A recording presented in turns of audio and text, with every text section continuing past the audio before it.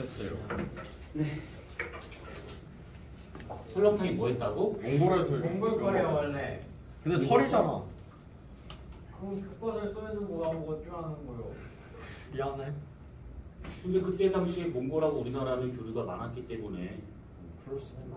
이 연지곤지 찍는 것도 몽골 풍습이지. 진짜요? 그렇지. 그러니까 재상아. 죽었는데. 시원이 병가라면 잘 어울리게. 괜찮은 거야? 괜찮아? 괜찮아? 그래. 여기 어딘지 알지? 자, 그 다음은 통화에 대한 얘기입니다. 더럽게 많네. 통화.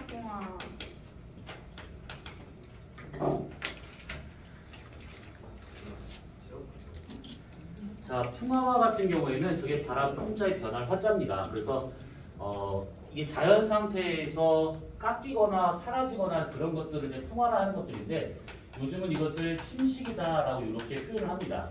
이렇게. 우선은 이 풍화와 같은 경우에는 뭐 여러 가지 이유가 있을 것인데 뭐 중동에서 다뤄지는 것만 본다 치면 우선은 가장 중요한 것이 물의 동결작용. 물이 얼었다 녹았다를 반복을 하게 된다고 하면 특히 액체 상태에 있었을 때보다는 이제 얼어버리게 된 부피가 커져버리죠. 대략 한 9% 정도의 부피가 커지다 보니까 암석 속에 있었던 물이 얼어버린다. 그러면 부피가 커지면서 암석을 벌리기 시작해요. 그러면 그 벌린 틈만큼 다시 또 물이 들어가서 또 얼어서 또 벌리게 되고 이것을 계속 반복을 하면서 이제 암석을 쪼갤 수 있는 그런 상태로 갈 수 있다라는 얘기지.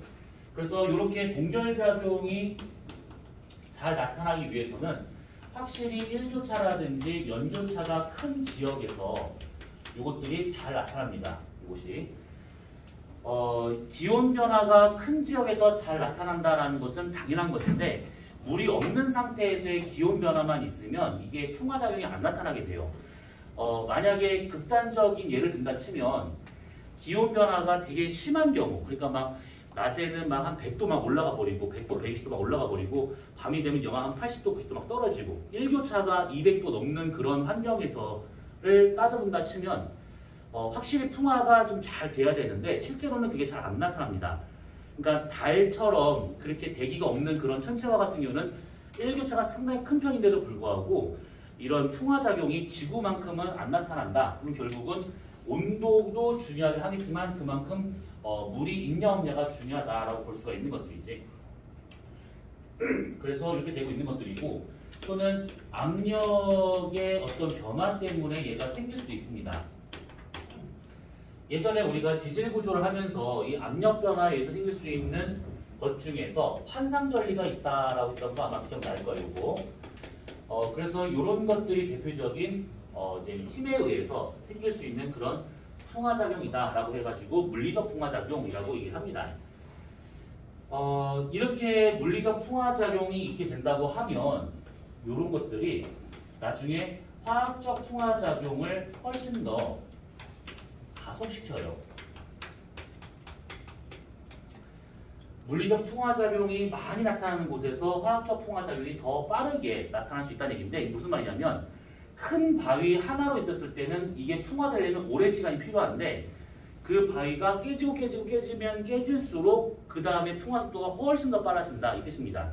그러니까 이건 왜 그런 거냐면 그만큼 암석의 표면적이 넓어지기 때문에 물과 공기를 받는 면적이 많아져가지고 풍화가 훨씬 더 빨리 진행될 수 있다 이렇게 볼 수가 있는 것들이죠.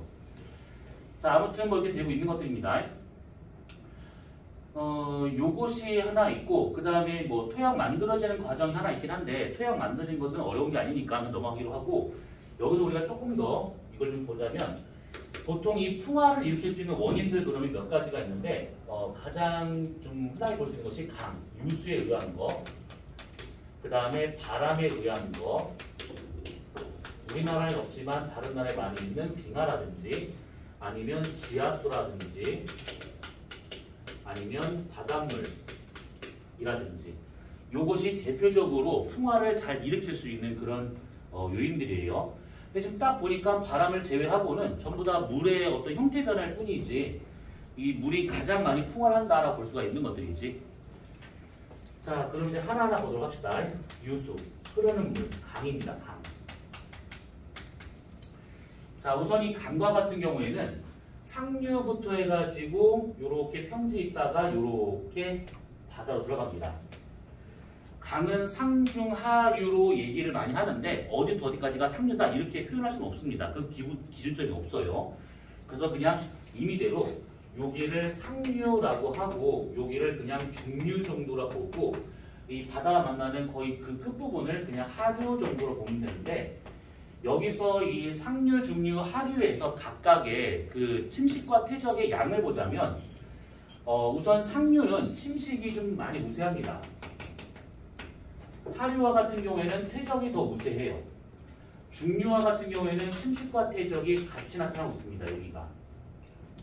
그래서 이제 흘러갈수록 밑으로 가면 갈수록 퇴적이 좀 더 우세해지는구나 이렇게 생각하시면 돼요. 자, 그래서 이 상류에서 먼저 볼 수 있는 것들이 몇 가지가 있는데 요 급하게 떨어지고 있는 되게 빠르게 내려오는 이 산지에서 볼 수 있는 것 중에 뭐가 있냐면 V자국이라고 하는 것이 있습니다.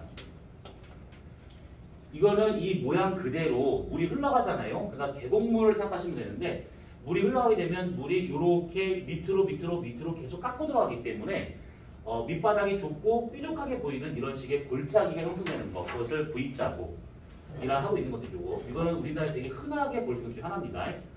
그 다음에 물이 막 떨어지는 폭포 이런 것들 대표적인 것이 이런 V자국과 폭포가 되고 있는 것이고 그 다음에 여기 경사가 바뀌는 이 지점에서 볼 수 있는 것 중에 뭐가 있냐면 선상지라고 하는 게 있습니다. 선상지. 이 선상지와 같은 경우는 이렇게 산이 이렇게 있으면 물이 이렇게 흘러내려가요. 이렇게 골짜기를 따라서 쭉 흘러내려가다가 산지에서 평지를 만나면 경사도가 완만해지면서 유속이 느려집니다. 그러면 갖고 있던 퇴적물들을 쭉 펼쳐서 쌓아놓기 시작해요. 그래서 이런 식으로 부채꼴 모양으로 넓게 펼쳐지는 이런 식의 퇴적 지형을 선상지라고 하고 있는 것들이지. 이것의 단면을 그려보자면 대략 이렇게 되어 있습니다. 이런 식으로. 그래서 이런 식으로 쌓여있는 이런 형태를 선상지라고 하고 있는 것들이죠. 이 선상지를 구성하고 있는 애들은 아무래도 상류에서 공급된 거다 보니까 주로 자갈과 모래 위주로 많이 되어 있는데 여기서 이 모래와 같은 경우는 좀 작은 모래, 아니 큰 모래, 붉은 모래 위주로 되어 있습니다. 붉은 모래 위주로. 그리고 자갈이나 모래나 이런 것들의 모양을 보자면 상당히 각져 있어요. 그러니까 뭐냐면 깎인 지 얼마 안 됐고 굴른 지도 얼마 안 되다 보니까 여기 있는 애들의 그 모양을 보자면 이렇게 각진 상태의 이런 식의 짱돌로 잘 나타나더라 이겁니다. 그게 크든 작든 상관없이. 자, 이렇게 되고 있는 것이고 그 다음에 중류를 보게 되면 여기에서 볼 수 있는 것이 뭐가 있냐면 공류하천이 있습니다. 공류, 이게 굽이 쳐서 흐르는 그런 하천을 말하고 있는 것들인데 이것이 보통 강이 요렇게 흘러가요. 이렇게 이쪽으로 물이 들어가서 이렇게 나오고 있다라고 생각한다 치면 요게 있습니다.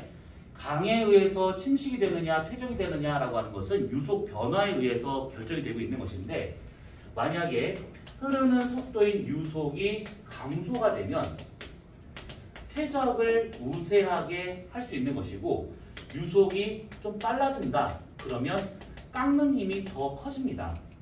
유속 변화에 의해서 침식과 퇴적이 결정되고 있다 이 얘기인데 만약에 물이 이렇게 흘러가잖아요. 그러면 대략 이렇게 선을 이렇게 한번 그어보잖아요. 그럼 여기를 기준으로 해가지고 물이 바깥쪽으로 흐를 때하고 안쪽 흐를 때하고 유속의 변화가 생겨버리게 돼. 그 전에 내려오던 거에 의해서 이것이 이렇게 돌아버리다 보니까 바깥쪽 돌 때가 선속도가 더 크지. 그러다 보니까 유속이 이쪽이 훨씬 더 빠르고요. 안쪽을 돌 때가 유속이 느려집니다. 마찬가지로 이것도 이렇게 본다고 치면 바깥쪽을 돌 때하고 안쪽을 돌 때하고 유속 변화가 생기면서 여기가 빨라지고 얘가 느려지더라 이 얘기야. 그러면 유속이 빨라지면 침식이고 유속이 느려지면 퇴적이기 때문에 여기에서는 침식된 지형이 여기서는 퇴적된 지형이 잘 나타나더라 라는 것인데 이때 여기서 나타날 수 있는 것이 뭐냐면 하식 절벽이라고 하는 것이 나타납니다. 하식은 강에 의해서 깎은 절벽이라는 뜻이에요, 이것이. 그 다음에 여기에서는 보통 강에 놀러 가면 텐트 치는 곳 있잖아요. 그 모래가 많은 곳, 모래톱이 있는 곳. 보통 이제 포인트바라고 말하는데 이거 이름은 몰라도 되고 그냥 모래톱 또는 모래사장이라고 보시면 돼. 그래서 여기를 이렇게 잘라서 단면을 보잖아요. 그러면 어떻게 돼 있냐면 강물이 이렇게 흐르는데 이쪽은 절벽으로 깊게 이렇게 나타납니다. 물이 만약에 이렇게 흐른다라고 가정한다 치면 바깥쪽도 흐를 때 여기 좀 자른 이 단면이에요.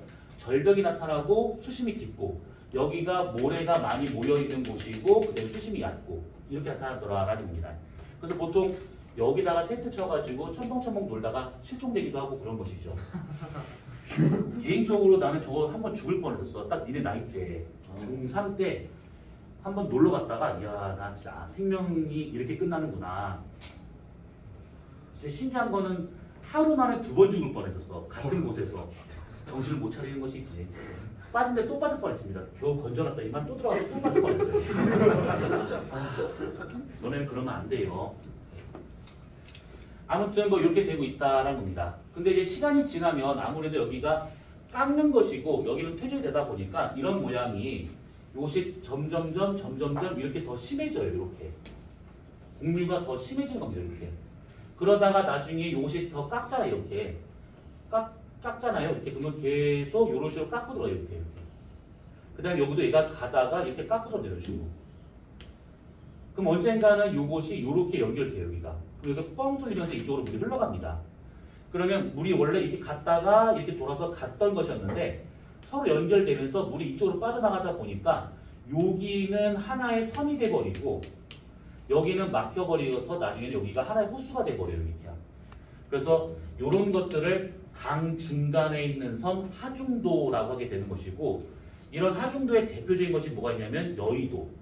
원래 여의도는 섬이지 한강 가운데 있는 섬이었는데 그거를 싹 다 매립을 해가지고 이제 그냥 육지처럼 만들어 버린 것이죠. 인천 사람이라 잘 모르는데 뚝섬은 가본 적 있니? 뚝섬이 어디예요? 그렇지. 뚝섬 어딘지부터 물어봐야 되는 것이지. 그 건대가 어딘지 알아? 건국대? 들어본 적은 있어? 네. 아무튼 건국대가 그 강변역 근처인데 한강 근처인데 거기서 조금만 더 오면 뚝섬이라는 그 섬이 하나 있어요. 그 한강 바로 그 안에. 밤섬은 들어봤니? 선유도. 들어갔어요. 선유도 어떻게 들어봤지? 왜 들어본 거지? 왜 들어본 거지? 궁금하네. 다 들어는 봤는데 진짜 우리가 그 한강은 저희 그 섬이 많아요. 중간중간에. 그래서 뭐 지금 얘기했던 여의도, 뚝섬, 밤섬, 선유도 다 이런 것들이 저렇게 강이 부비치다가 생긴 그런 하나의 섬들이 되고 있는 것들이고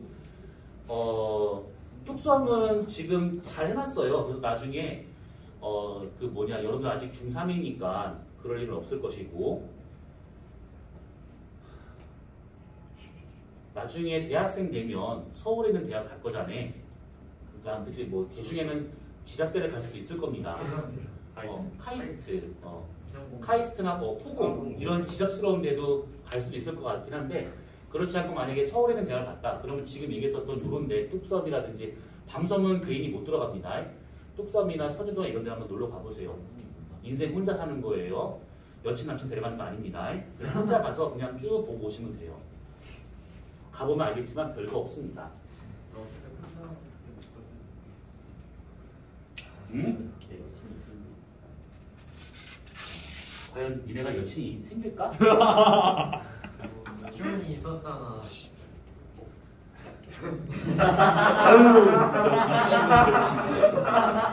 영상 녹화 중이야. 맞죠? 자, 조용하시고. 자, 그 다음에 뭐에다 말았을까? 그래서 저렇게 될 수가 있는 것이고, 개 중에 이런 것도 있습니다. 뭐냐면, 강 이름 중에 감입, 공류, 하천이라고 하는 것이 있어요. 공류 하천인 건 맞는데 감입이 뭐냐면 줄면서 들어가는 공유하천이라는 뜻입니다.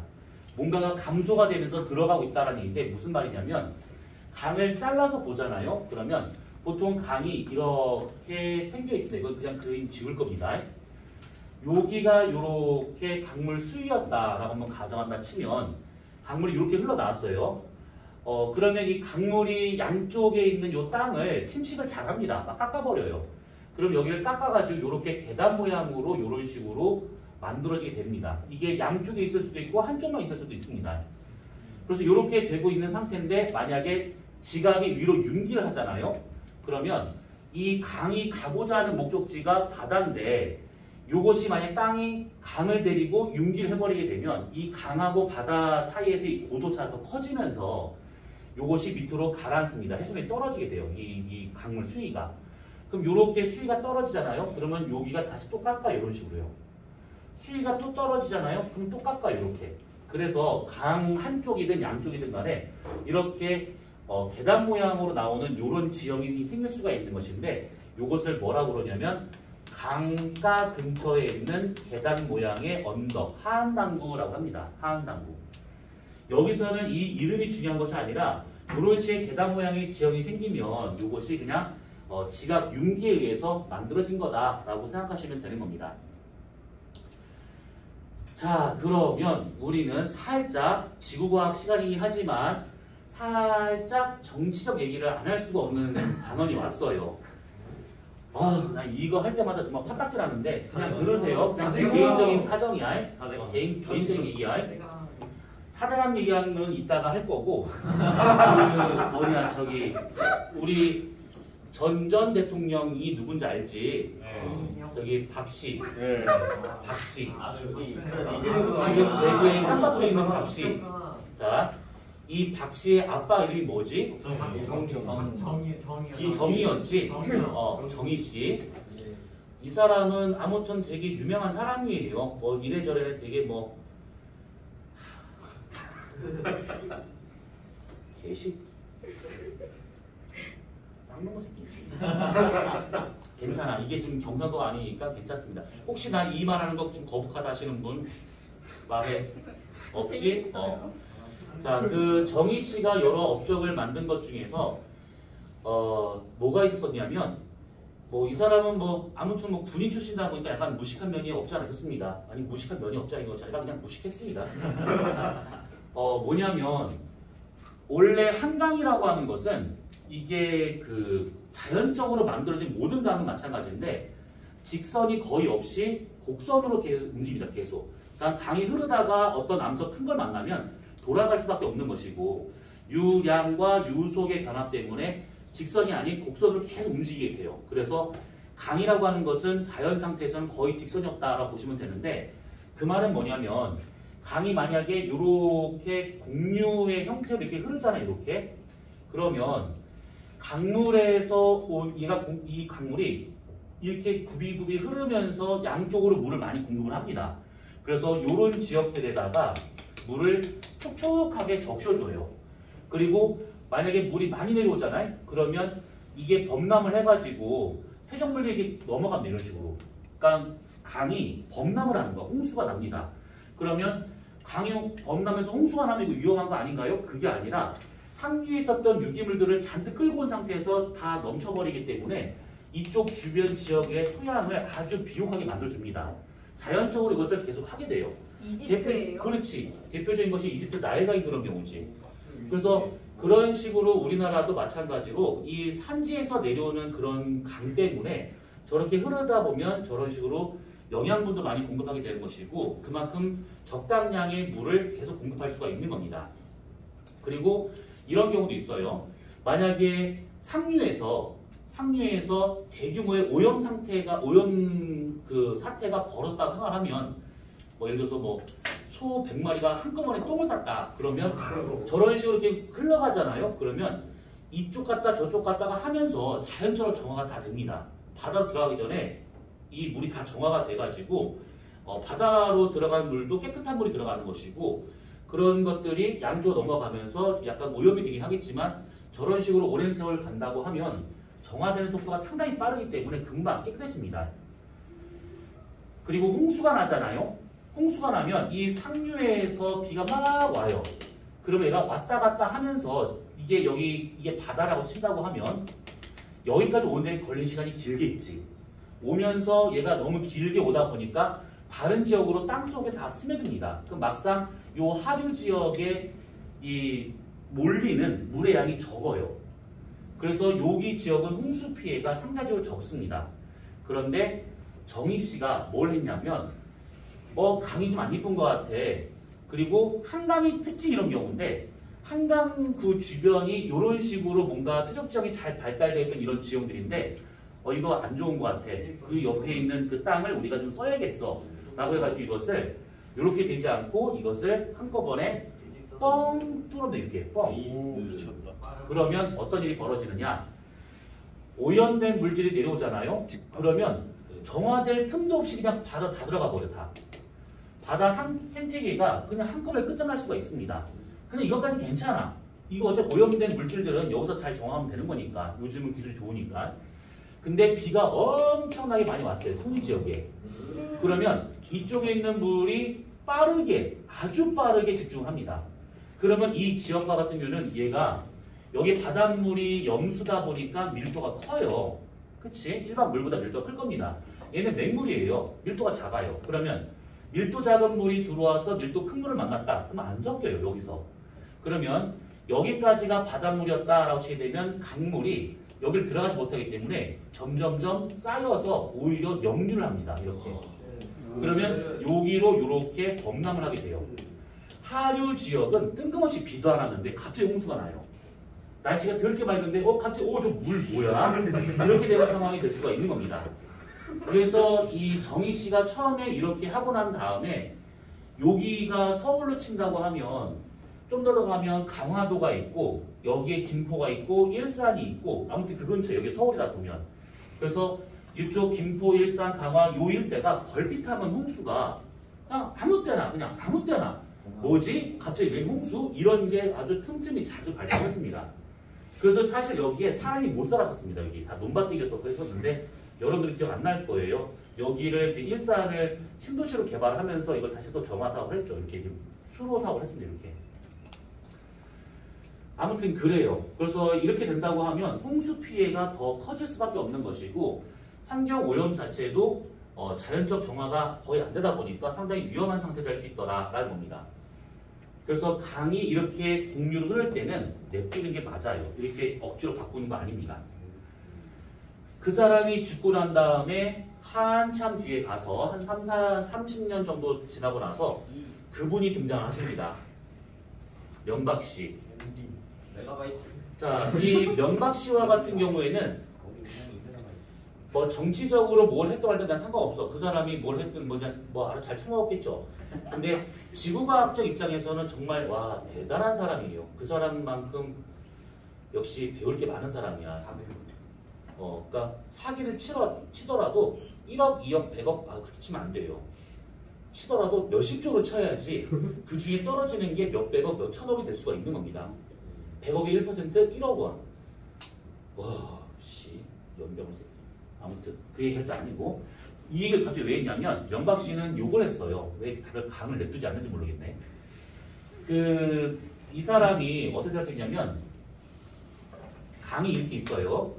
이렇게 강물 수위가 있습니다. 그러면 이 강 상류와 같은 경우는 홍수가 안 나요. 날 수가 없습니다. 여기는 비가 많이 온다 하더라도 물이 금방 스며들기 때문에 홍수가 날 수가 없고 유량도 많지가 않아요. 그런데 중류로 넘어가면서부터는 여기저기서 모이는 강이 많다 보니까 그래도 비가 좀 왔다 하면 여기는 그냥 홍수가 그냥 아무 때나 발생할 수가 있습니다. 그래서 명박이가 뭘 생각했냐면 진짜 문과스러운 생각을 했어요. 자, 이게 비가 많이 온다거나 상류에서 물이 많이 비축된다고 하면 강물 수위가 올라가면서 양쪽에 여기가 홍수가 나는구나.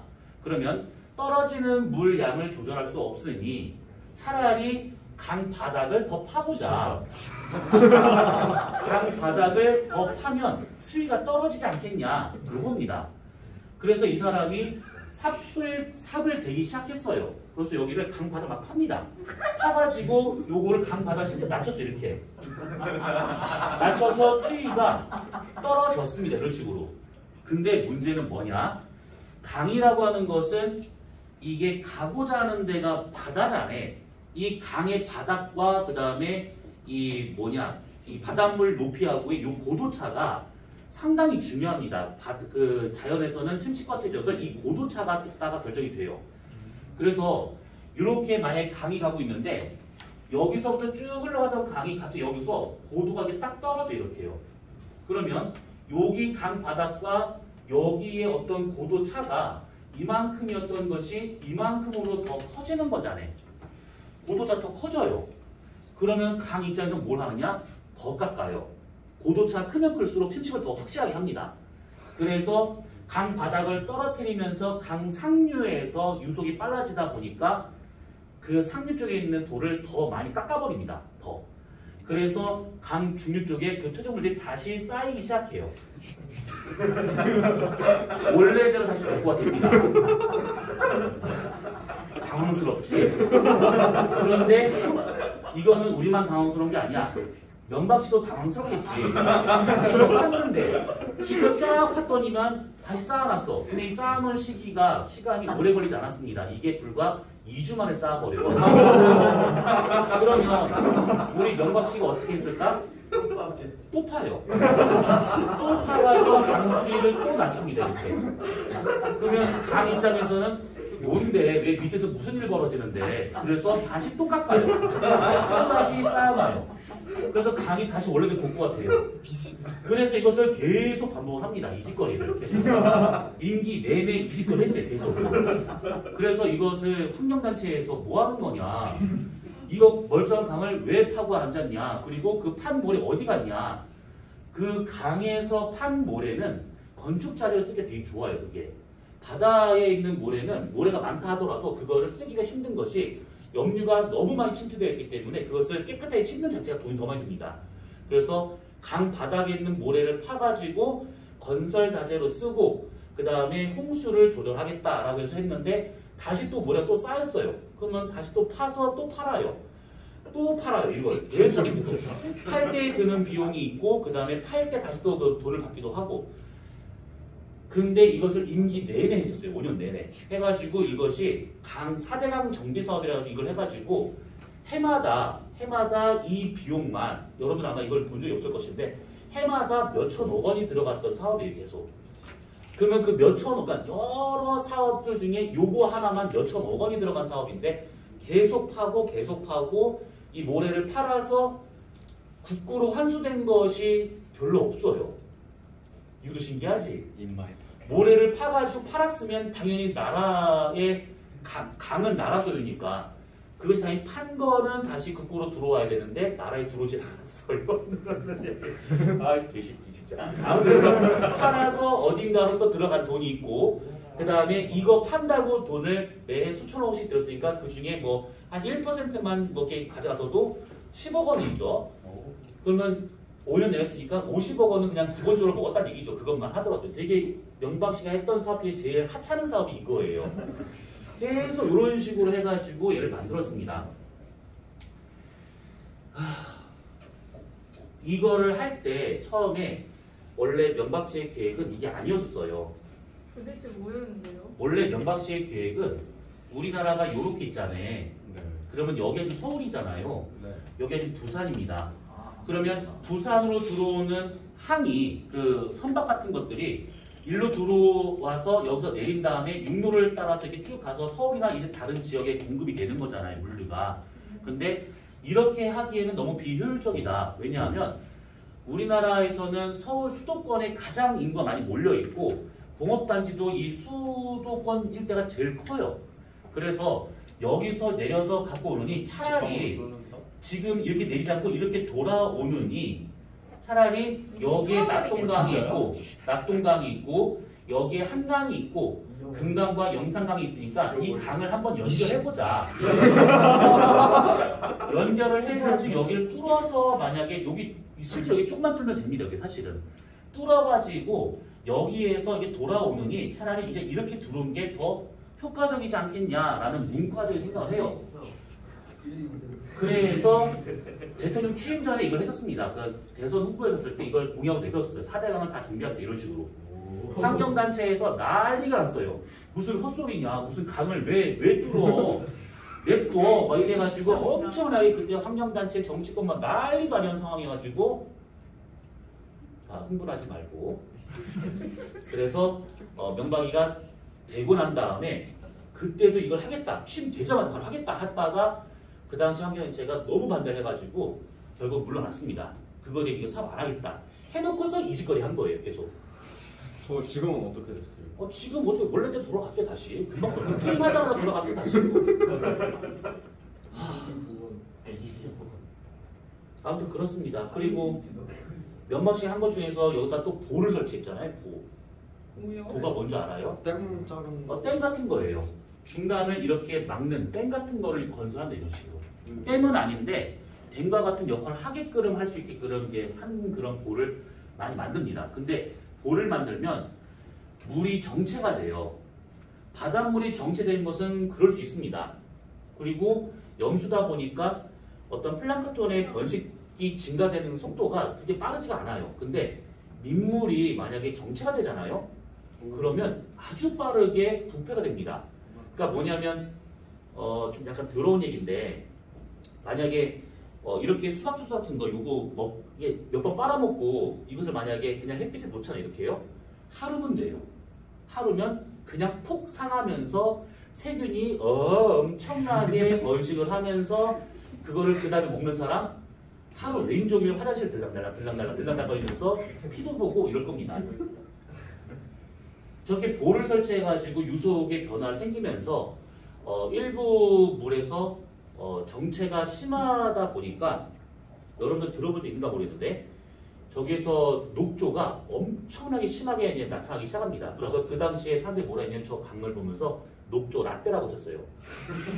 그냥 뜨기만 하면 그냥 초록색 물인데 그냥 강 전체가 다 초록색 물이에요. 그래서 그것 때문에 강 주변 일대가 다 초토화가 되고 생물도 다 돌아가시고 아무튼 뭐 난리도 아니었습니다. 자, 그럼 이 얘기를 왜 했냐? 우리는 지금 면박 씨하고 정희 씨 얘기를 하는 거 아니에요. 결론은 뭐냐면 지금 얘기했었던 것들을 만약에 서술형으로 묻는다거나 면접에서 묻는다거나 그러면 근거를 들어서 설명을 해줘야 될 필요가 있는데 특히 지금 얘기한 것처럼 면박 씨라든지 정희 씨라든지 이 사람들의 이름을 거론하면서 문제 나오진 않을 겁니다. 그런데 적어도 이렇게 뭔가 자연이 개발된다고 하면 예상되는 환경오염이 뭐가 있을 것인가 라고 한다 치면 지금 얘기했던 것들을 잘 떠올려서 얘기해 주시면 되는 겁니다. 면박씨 얘기하라는 뜻이 아니에요. 면박이가 그거 아닙니다. 공유하천을 직류로 바꿀 때는 환경오염 정화 속도가 너무 떨어지기 때문에 바다 오염이 가속될 수 있는 것이고 홍수 피해가 심하게 될 수 있더라라는 것들 그리고 강 바닥을 낮추게 되면 침식이 우세하기 때문에 강 바닥을 낮춘 효과는 없다라고 하는 것들 또는 이제 강을 연결한다 아무튼 강에 손대는 것은 안 좋아요. 어떤 면에서 보더라도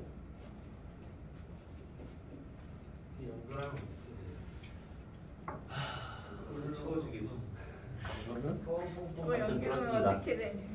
또 다른 개판.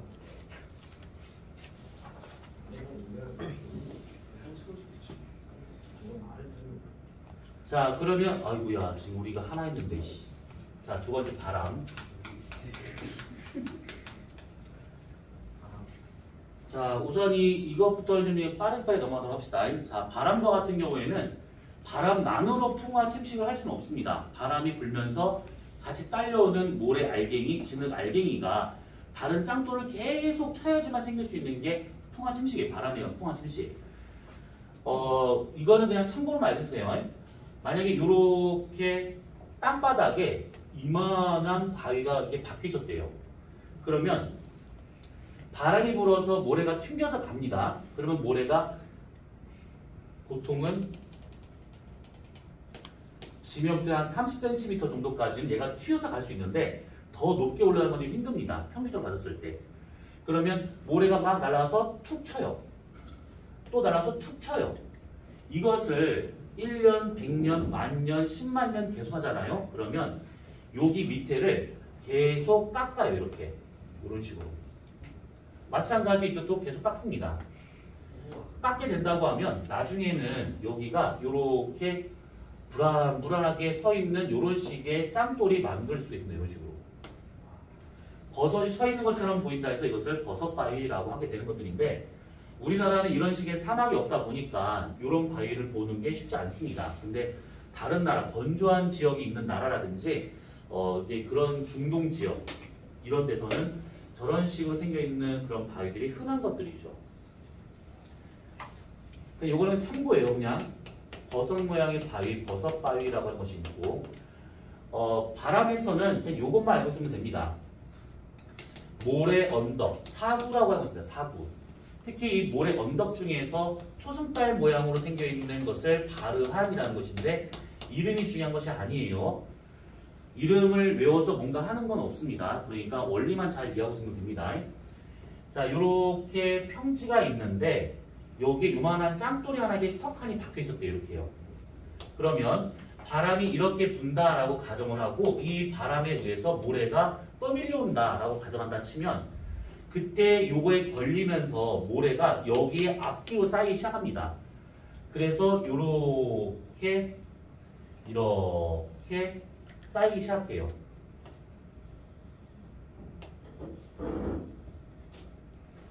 바람을 타고 올라가는 쪽은 완경사고 바람이 넘어가는 쪽이 급경사입니다.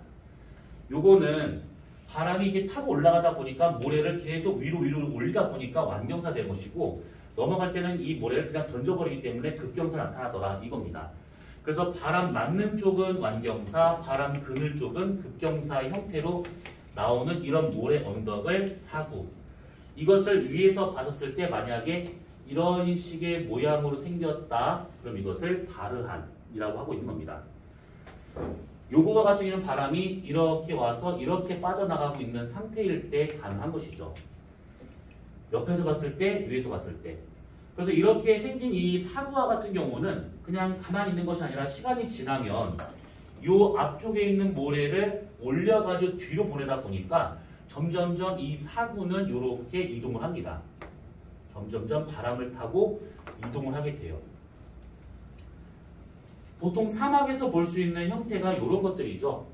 우리나라에서는 사구가 없다라고 얘기를 많이 했었는데 저런 식의 모래 언덕과 같은 경우 우리나라에서는 해안가에는 거의 없고 저희 어디지?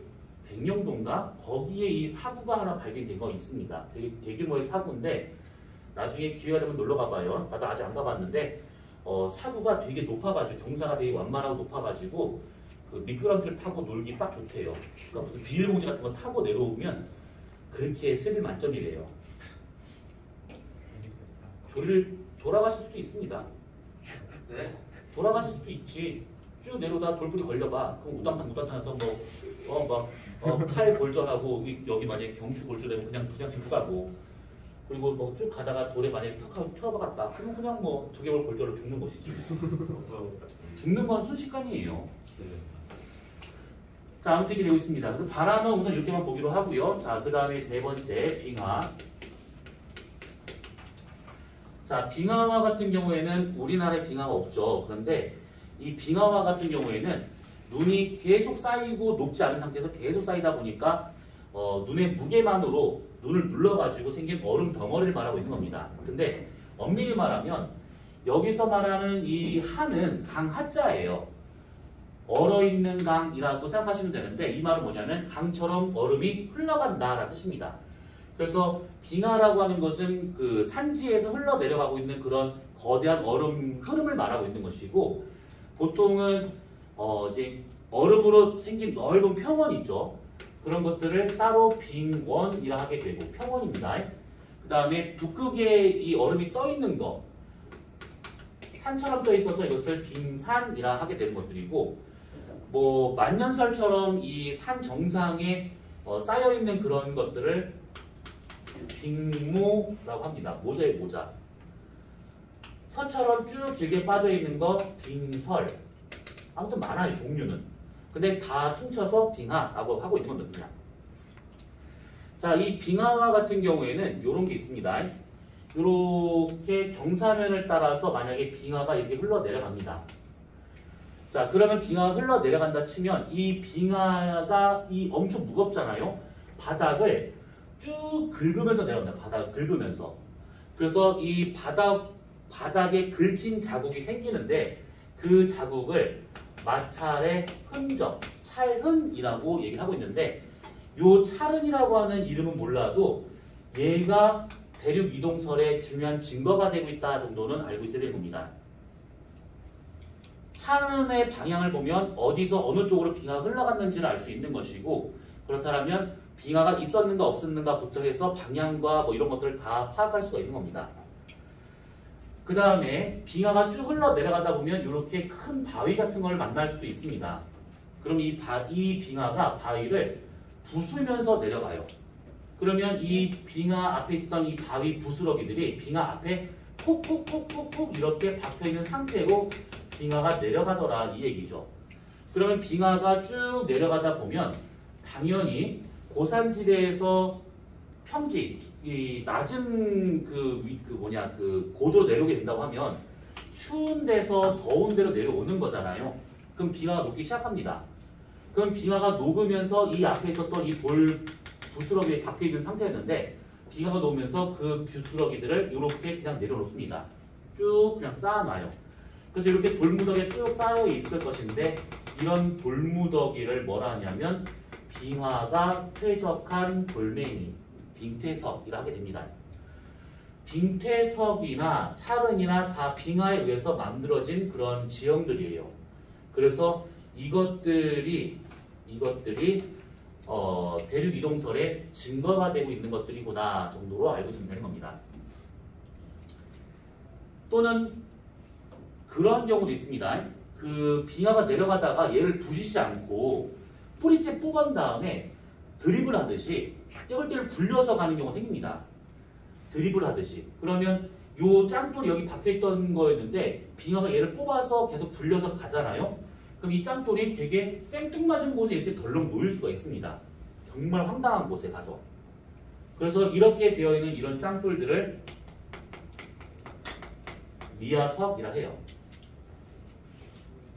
그래서 미야석이나 빙퇴석이나 찰흔과 같은 것들은 다 빙하에 의해서 만들어진 흔적들이구나가 되고 있는 겁니다. 그리고 빙하가 골짜기 사이를 흘러가잖아요. 그러면 예를 들어서 만약에 이렇게 골짜기가 있는 상태에서 얼음으로 되어 있는 이런 빙하가 꽉 들어찬 상태에서 이렇게 흘러간다라고 보잖아요. 그러면 빙하가 이 주변으로 가는 압력이 엄청 클 겁니다. 물보다 훨씬 더 많은 양의 얼음이다 보니까 압력이 되게 커요. 그래서 이 바닥을 꾹 누른 상태에서 이렇게 흘러가다 보니까 이 바닥을 깎기 시작해요. 완만하게 이렇게. 이것을 계속 시간이 지나면 점점점 더 완만하게 이렇게 깎아버립니다.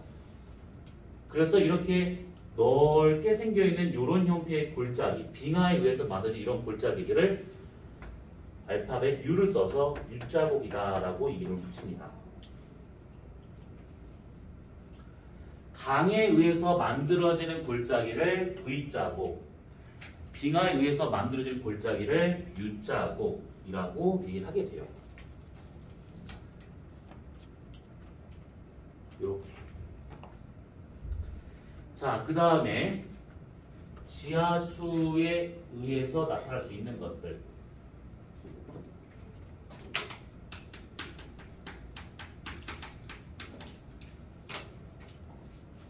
지하수에 의해서 나타날 수 있는 것 중에서는 이렇게 있습니다. 자, 지표가 이렇게 있어요. 여기가 지금 석회암으로 되어 있는 그런 지역이었답니다. 자, 이 상태에서 대기 중에 이산화탄소가 이렇게 있는 상태였는데 비가 떨어집니다. 이렇게. 자, 비가 떨어지게 되면 이 빗물에 이산화탄소가 녹아서 들어가요. 그러면 탄산수 비슷하게 뭐 이렇게 톡 쏘는 그런 건 아니더라도 약간 탄산수 정도로 해서 얘가 땅에 스며듭니다. 그러면 얘하고 얘가 반응을 하면서 탄산칼슘 비슷한 것을 만들기 시작하는 것들인데 여기서 요것들이 뻥 뚫리면서 여기가 원래 땅이 있다 치면 이런 식으로 이렇게 동굴을 만들기 시작해요. 그래서 이렇게 생겨 있는 이런 것들을 석회동굴이라고 하고 있는 것이죠.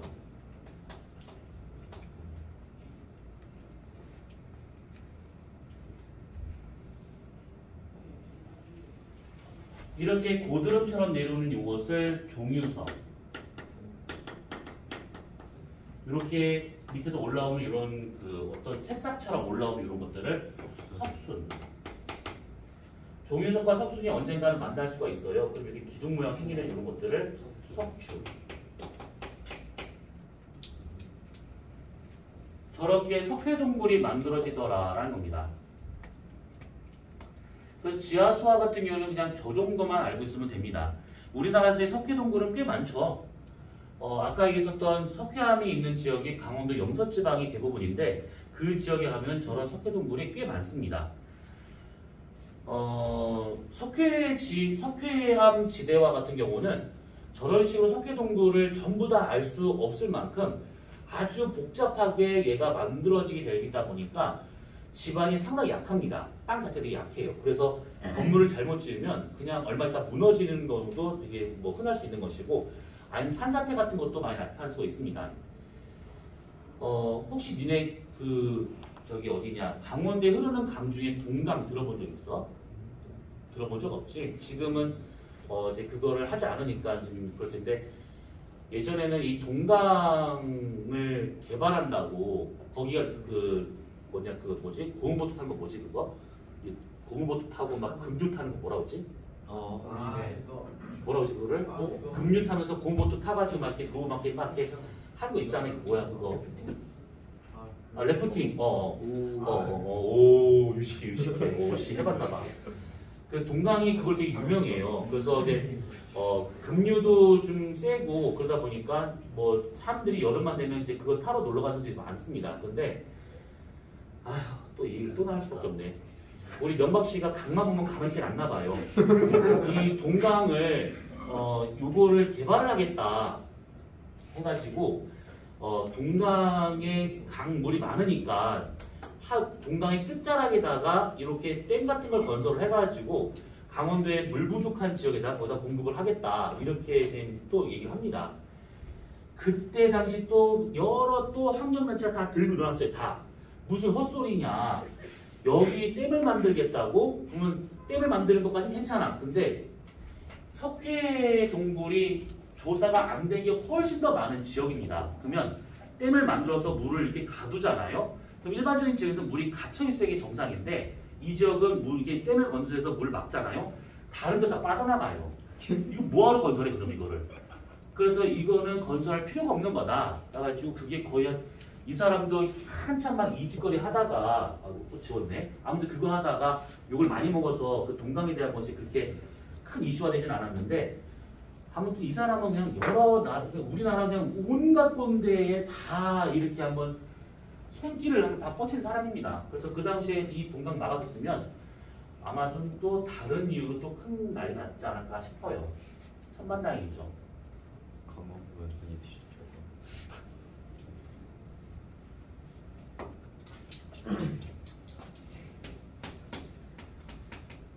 자, 바다.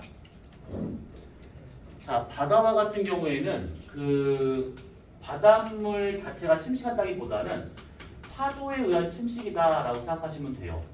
그래서 파도에 의한 침식, 그래서 바다에서의 침식력을 파식이라고 하기도 하고 바닷물에 의한 침식, 해식이라고도 얘기합니다.